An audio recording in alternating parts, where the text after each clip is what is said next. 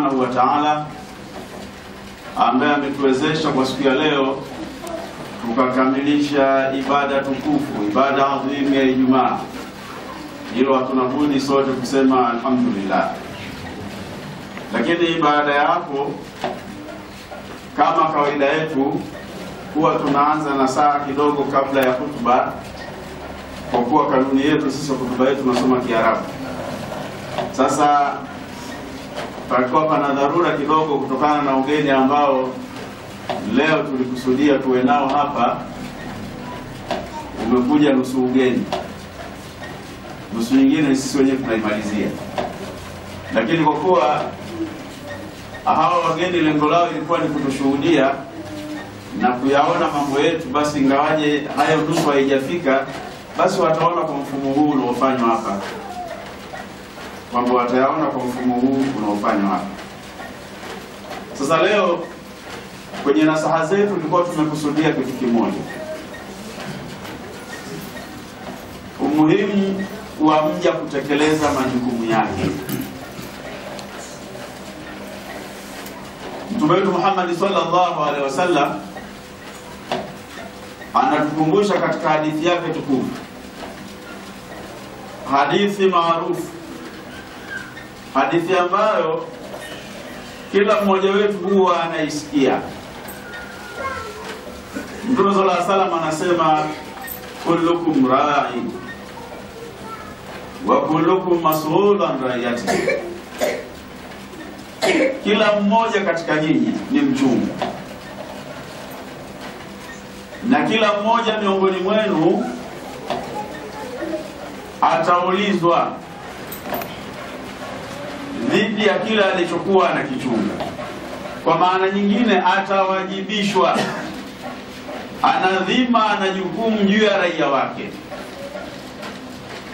Ndio kipande kile cha hadithi Mtume sallallahu alaihi wasallam akaanza kuwachambua wale ambao sasa kina nani ni masuhulia, kina nani wana wajibu wao wa kutekeleza majukumu ya kila siku kutokana na nafasi zao. Akaanza wa kwanza akamtaja fal-imamu ra'i, akamsudia ni kiongozi yote yule. Sio ile lugha iliyozoleka ya imamu kama ndio anapenda kuswalisha. Maana yake imamu maana yake ni kiongozi anayeongoza jamii, ndio maana ya imamu. Lakini tukizungumza sasa imamu msikitini ni yule anayeongoza swala za jamaa. Kama kuna dhuhuri tuna imamu wetu, kuna Ijumaa kuna imamu, kuna laisha kuna imamu, kuna subuhi kuna imamu. Lakini ukienda ile maana mengine imamu maana yake ni kiongozi. Ndio maana tunasema fal-imamu ra'i, kiongozi ni mchunga. Huyu kiongozi ataulizwa juu ya raia wake aliowachunga. Kwa Mtume alianza kuchambua mmoja baada ya mwingine. Katika hao aliowachambua, alimchambua kiongozi, akamchambua mwanaume kwa maana ya kuwa ni mume ana familia, akamchambua mwanamke kwa maana ya kuwa ni mke ana familia, akamchambua mtumishi kwa maana ya kuwa yuko chini ya mtu fulani ndio anayemtawalia, anamtuma kazi, ima kazi za nyumbani au kazi za ofisini. Huyo ni hakim, naye anadhima kubwa mbele za Mwenyezi Mungu. Hapo ukiangalia hadithi hii kwa ujumla inatukumbusha umuhimu wa kila mmoja wetu kutekeleza majukumu yake. Kila mmoja wetu ataulizwa kupitia kila kipengele ambacho alikuwa anakisimamia. Kama tulikupa kusimamia mtaa au kitongoji au nyumba 7, hawa watu uliishi nao vipi? Ulipata bahati ya kuwa na mke mmoja, uliishi naye vipi? Ulipata bahati ya kuwa na watoto 2 watatu, uliishi nao vipi? Uliwaelekeza vipi majukumu yao mbele za Mwenyezi Mungu? Haya ni masuala ataulizwa. Kwa hiyo jumla ya hadithi hii inatuonyesha ahamiyatul amali salih, umuhimu wa kutenda amali njema, umuhimu wa kutenda amali njema. Moja ya amali njema ni dawa. Ujubu dawa ni kufikisha ujumbe kwa kila ambaye anayehusika yuko chini yako, lazima umfikishie ujumbe ili ajue kwamba kuna 1, 2, 3 natakiwa nitekeleze. kuna 1, 2, 3 natakiwa niachane nayo, naye akiupata ule ujumbe aufikishe kwa mtu mwingine. Ndio Mtume sallallahu alaihi wasallam akamsifu mtu wa namna hii, anasema al-kayyisu man dana nafsahu wa amila lima ba'da al-maut. Al-kayyis, mtu mwerevu, mwenye akili, mwenye upambanuzi, ambaye anatumia neema ambazo Allah alimpa, ni yule ambaye kwanza anajihesabu yeye, mandana nafsahu, anajiangalia yuko katika daraja gani, ana nafasi gani, kamfanyia nini Muumba wake kupitia neema alizompa. Akifanya lile, akatengeneza fikra, wa amila lima ba'da al-maut, ndio akajikita sasa katika kutenda wema, kufanya amali, kufanya muamala mbalimbali yeye na Muumba wake, yeye na jamii iliyomzunguka, kwa ajili ya matarajio, kwa ajili ya maandalizi ya kesho akhera. Akafanya amali kwa ajili ya akhera yake kabla ya mauti yake, kwamba baada ya mauti mimi nitakuwa nitaishi vipi. Na kama mtu haamini baada ya mauti kuna mtu atalipwa wema kutokana na wema wake na atalipwa uovu kutokana na uovu wake, ina maana imani yake bado ni naqis, bado na upungufu. Tunaona sura Al-Maun, araita alladhi yukadhibu bid-din. Mtume sallallahu alaihi wasallam anaambiwa na Mwenyezi Mungu, anahutubiwa, ambayo ilikuwa ni eneo linatuhusu sisi. Ile leo ni fundisho kwa watu wake Mtume Muhammad sallallahu alaihi wasallam, araita alladhi yukadhibu bid-din. Hivi unamuona, unamjua anayekadhibisha siku ya malipo? Unamjua anayekadhibisha siku ya malipo? Mtume akaanza kuchambuliwa ili umjue kuna mtu haamini matokeo ya siku ya mwisho. Ni yule ambaye holi yatima, anamzuia yatima na haki zake, anamsukuma yatima na haki zake, kwamba yatima ana mambo yake anatakiwa afanyiwe, atendewe wema, apewe taaluma, afundishwe, alelewe vizuri, alishwe, avishwe. Kama kuna haki yake aliacha mzazi ya mirathi, akabidhiwe haki yake, huyu yeye anamnyang'anya yatima haki yake. Mtume anasema huyo haamini kama kuna siku ya mwisho. Kwa hivi yaani mtu yote ukimwona anamdhalilisha yatima, haamini kwamba kuna ufufuo na watu watalipwa. Mungu azama wala yahuddu ala ta'amil miskin, wala ana habari swala kwamba kuna maskini wanahitajia misaada, wala haimizi juu ya kulishwa maskini. Huyu ukiona yeye ndo anayepiga vita watu kupata msaada kutoka kwa wale ambao Mungu amewajalia watu wenye uwezo wao, yeye ndo akasimamia bango la kuhakikisha kwamba hivi kama kuna riziki, kuna neema, haimfikii yatima, haimfikii maskini.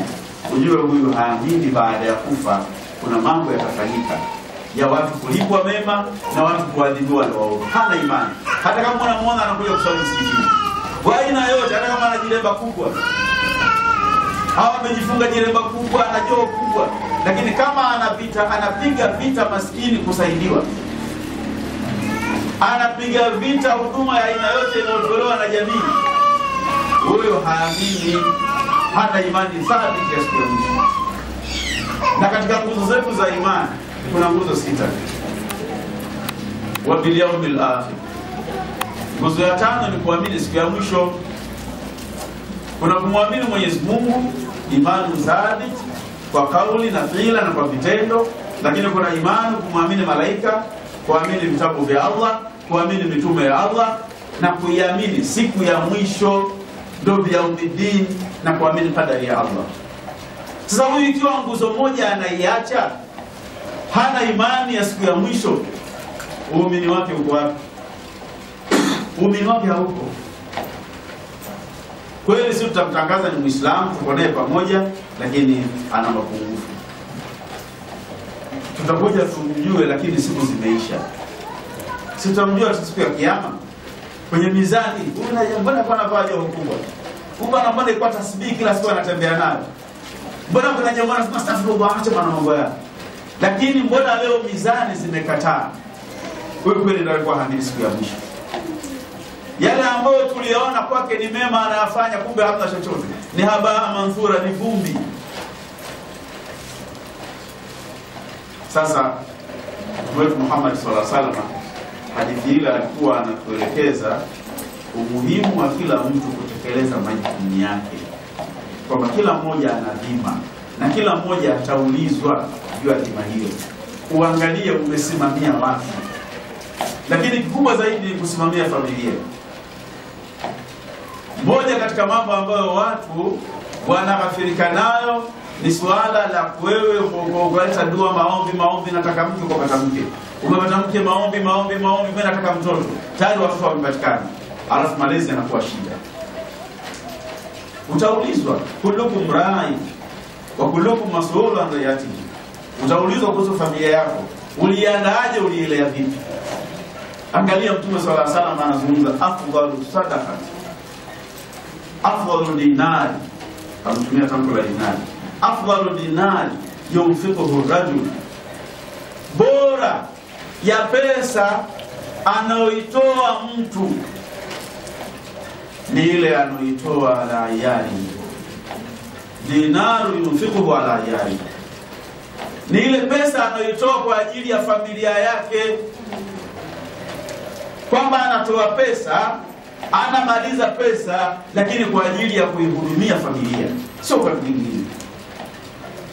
Lakini na nyingine Mtume sallallahu alaihi wasallam akasema sasa, baada ya kuwa huyu amejikita kwenye kuihudumia familia kweli ndio mlezi, na familia anaihudumia jinsi hiyo inapotakikana, anailea katika malezi yaliyo sahihi, akasema wa dinaru yunfiquhu ala dabati fi sabilillah, na pesa anayoitoa kwa ajili ya mnyama wake, kwa ajili ya kumhudumia mnyama wake. Lakini yule mnyama kwa ajili ya fi sabilillah, mnyama ambaye amemtoa fi sabilillah, ima anamtumia yeye fi sabilillah au anatumiwa na watu wengine fi sabilillah. Kwamba kuna harakati za dini, watu wanakwenda kwenye mapambano, kwenye vita au kwenye dawa, anaamua kutoa mnyama wake, lakini anatoa huduma za mnyama, chakula, kila kitu, vinywaji, maji, kila kitu. Sababu mnyama naye anakula, anakunywa kama binadamu. Kwa hiyo bwana akamhudumia na huduma zingine ambazo zinatakiwa kwa ajili ya mnyama. Mtu akamchukua mnyama yule akafanya naye safari. Na Mtume sallallahu alaihi wasallam alitoa mfano wa mnyama kwa sababu kipindi kile usafiri ulikuwa ni wanyama. Usafiri ulikuwa nini? Ni wanyama. Jangwani kule watu wanatembea, wanatumia ngamia, farasi.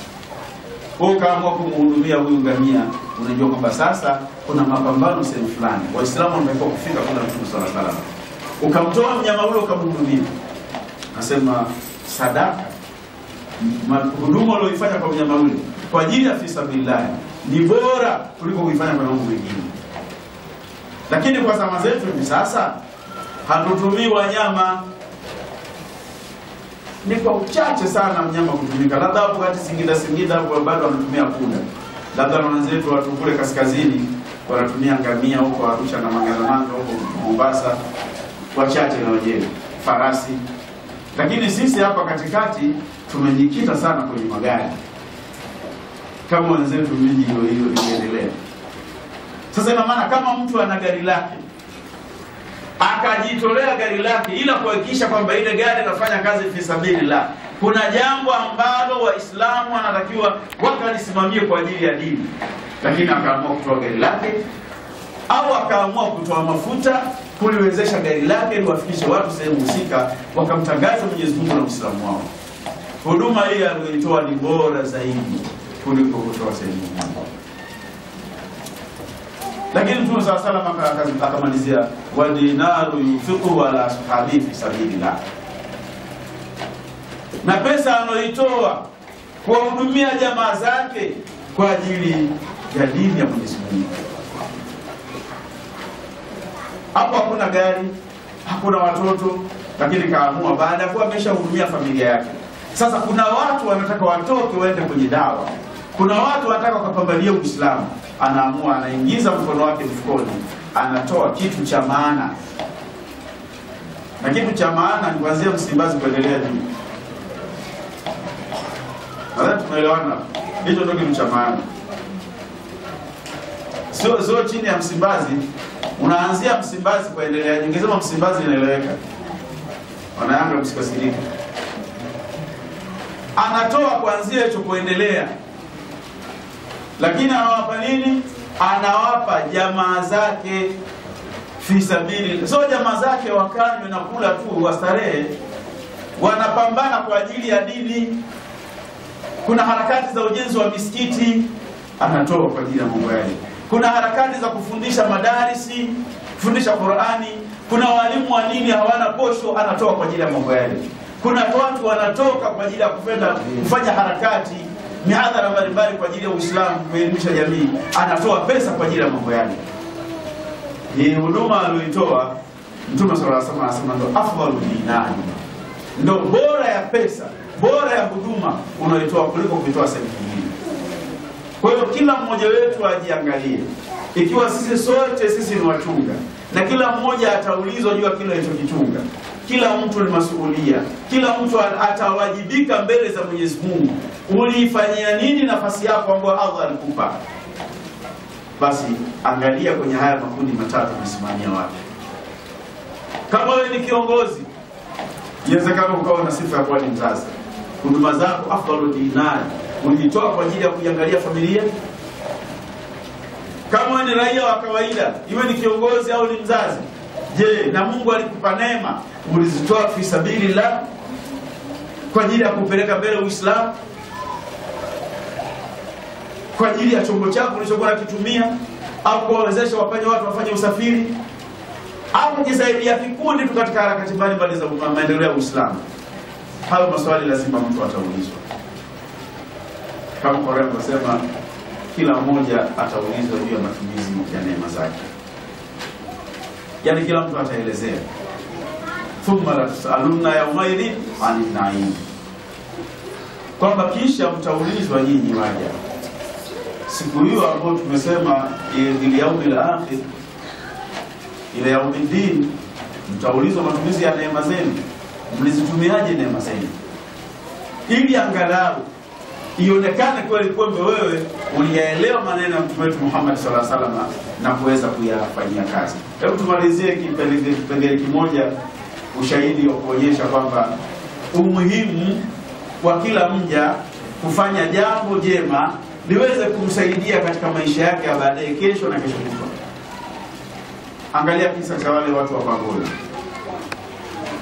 Tunazungumzia ili kundi moja la mtu mmoja. Kwa ndani ya wale watu wa Pangoni walioingia kwenye jabali, kwenye lile pango, likaenda kujifunga, kama ilivyo hadithi sahihi, hadithi ya Bukhari. Mtume sallallahu alaihi wasallam ameelezea kisa kile, kisa sahihi kabisa, kwamba kuna watu vijana walikimbia kuondoka katika mji wa Kibali, watafanywa mabaya, wakaamua waondoke kwenye eneo lile, wafanye safari waende mji mwingine, huko Mungu akawawezeshe wapate neema za Allah, wakamwabudu na harakati zao zingine za kidunia. Ndani ya ule msafara wao, katika uchovu, walifika sehemu wakajipumzisha kwenye pango. Walipofika, walipoingia pale, lile jabali lilijifunga. Yote ilikuwa ni mpango wa Mwenyezi Mungu.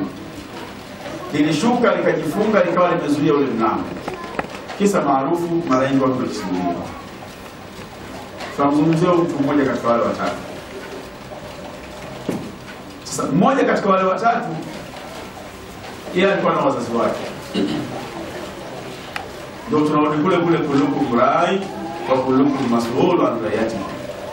Yule bwana akalelewa na wazazi wake.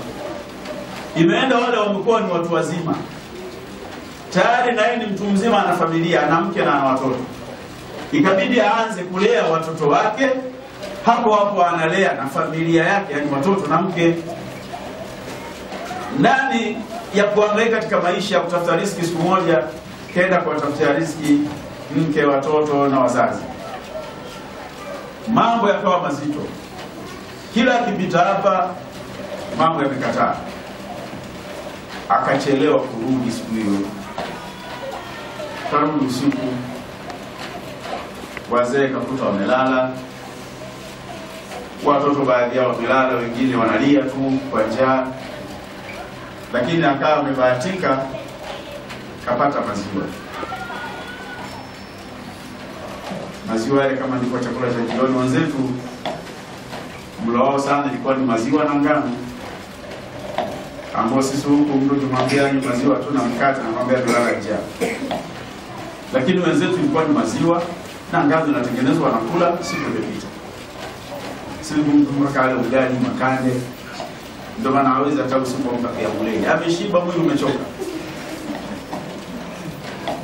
Sasa yule bwana kuwakuta wazazi pale wamelala na kuna watoto wanapiga kelele.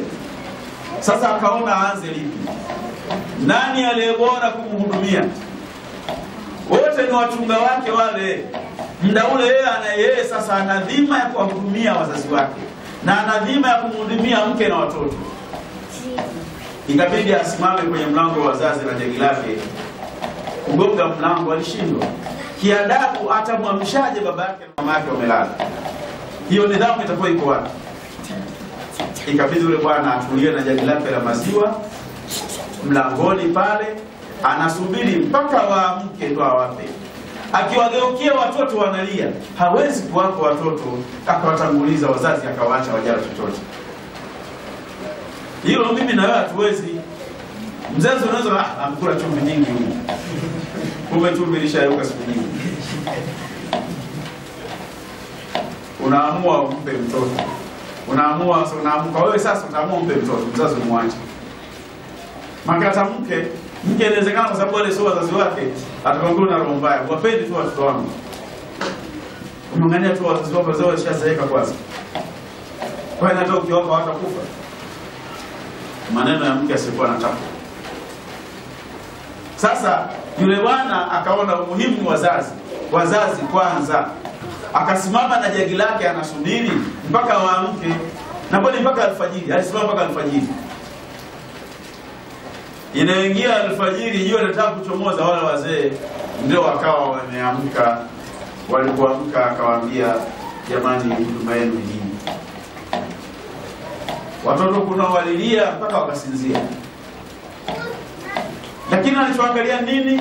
Wazazi kwanza. Namba 2 ndio watoto. Kwa hata huyu ambaye anasema anadhimu, tunasema anadhima na jukumu la malezi, ataulizwa juu ya raia wake waliochunga. Lakini nani namba 1? Ni mzazi. Namba 2 ni watoto. Hata Mwenyezi Mungu na Qur'ani, angalia alipohimiza kwamba msimshirikishe Mwenyezi Mungu. Wa bil walidaini ihsana. Mkiacha shiriki mkamwabudu Mwenyezi Mungu mmoja, kila tuwafuatia sasa ni kuwatenda wema wazazi wawili. Hajasema Mungu baada ya Mungu watoto. Watoto wametajwa kwenye sifa nyingine, wametajwa kuwa ni fitna. Mali watoto ni fitna. Hawajatajwa kwenye neema hii. Kwa sababu wote watakao kuchanganya kiasi ambacho utaenda kukutana na maswali hujafanya maandalizi. Kwa yule bwana baada ya kuwa alfajiri imeshafika pale, wazazi wameamka asubuhi ile, akawakabidhi chakula chao, kinywaji kile. Baada ya kufanya ile tendo lile, wasi wale wazazi wakanywa, wakapata riziki na ndo akawahudumia baadaye watoto. Sasa wakiwa kwenye lile bango waliambizana hivi, hapa tuko kwenye matatizo. Kila mmoja muombe Mwenyezi Mungu kupitia jambo jema alilofanya kwa ajili ya Allah, ili Mungu akunusuru leo hii. Zazao umekamatwa na askari huko polisi au mahakamani. Sasa wewe kule ukitaka kukunusuru ni wema wako ambao uliwahi kufanya, ima kumfanyia yule askari au tu kwenye jamii. Watu wanasema au kijana ni mfano au bwana usafi kabisa. Huyu atende naye, huyu kijana huyu baada ilazikana tu jamaa kumchanganya kama kakamatwa na hawa jamaa kundi la utabani. Lakini kijana yuko safi. Watakao kutetea ni jamii ulioishi nayo kabla ya tukio lile, ulikuwa unaishi nao vipi? Kwa siku hiyo kila mmoja akawa anaomba kutokana na wema wake aliokwisha ufanya.